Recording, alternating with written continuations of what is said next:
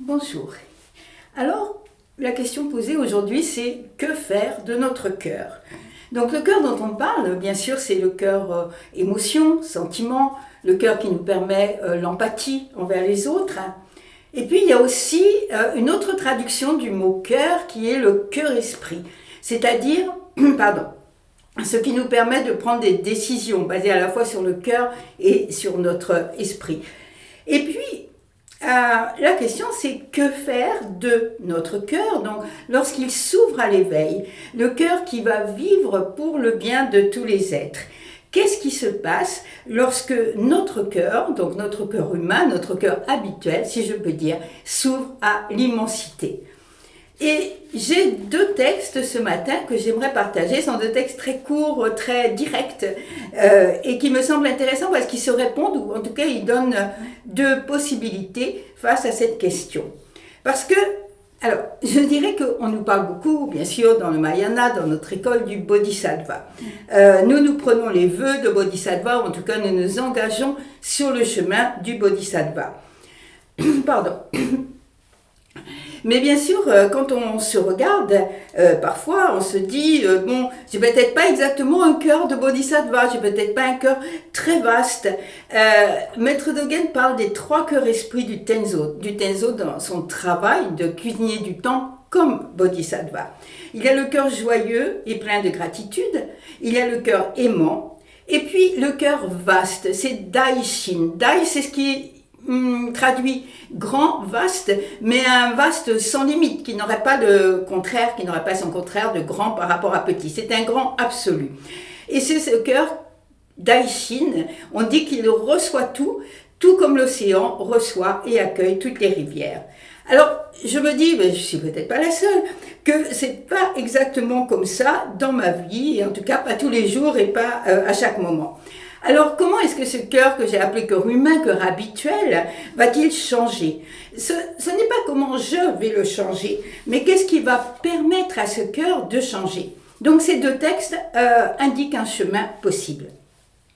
Le premier nous dit, que se passe-t-il quand nous commençons à lâcher prise?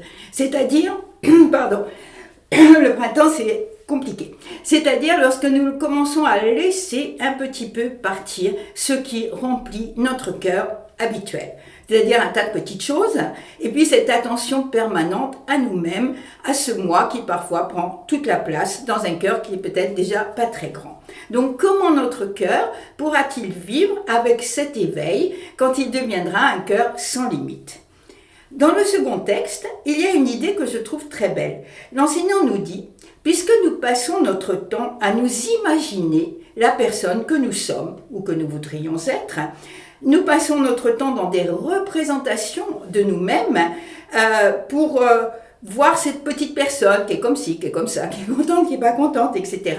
Eh bien, il nous dit, cet enseignant tibétain, ça ne nous ferait pas de mal d'imaginer par moments d'être quelqu'un de différent. Donc vous allez voir.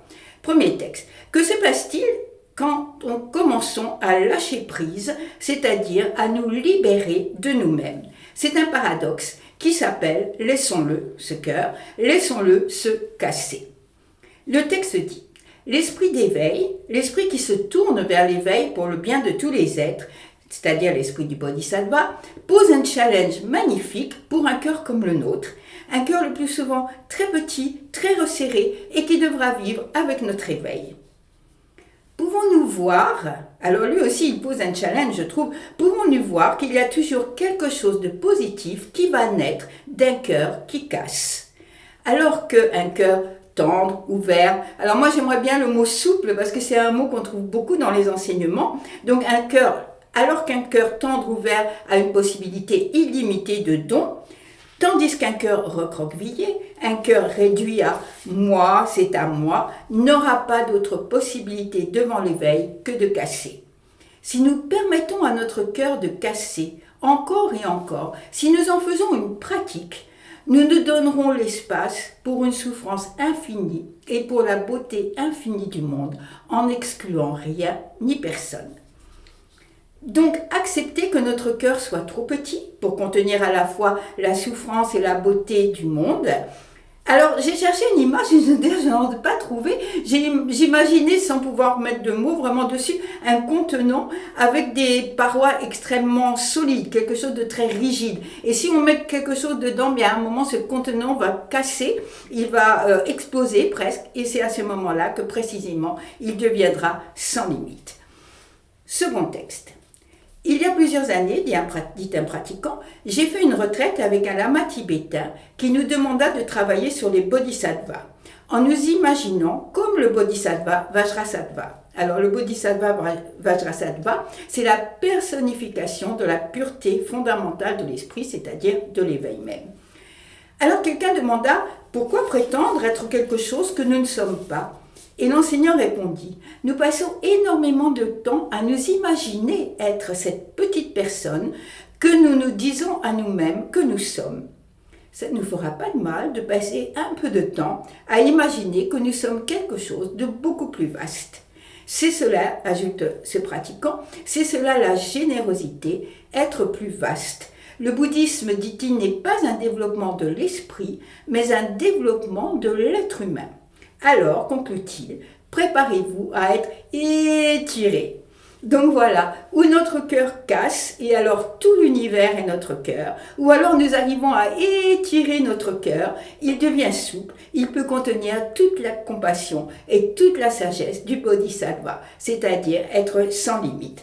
Donc, deux réponses à notre question, que faire d'un cœur qui s'ouvre à l'éveil? Merci.